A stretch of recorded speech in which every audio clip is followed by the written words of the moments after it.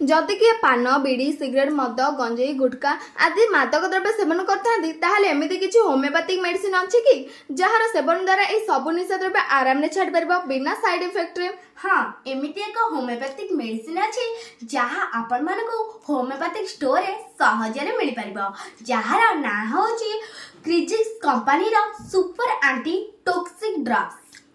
यह केमिति सेवन करेंगे? अध कप पानी रे 20 बुंदा लेखाएं सकाळे और संध्यारे पीबाकू देबे। एथिरे कौनसी साइड इफेक्ट नहीं तो?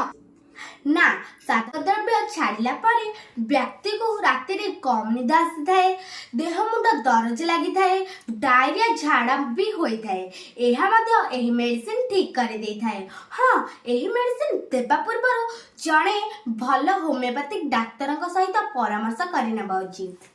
जदि आपण निशा छाड़ाक चाहते ताहले एही मेडिसिन थरे ट्राई कर देखंतु। आपनका लाइफ सुधरी जिवो, आपनका परिवार सुख शांति रे रहइबो। धन्यवाद।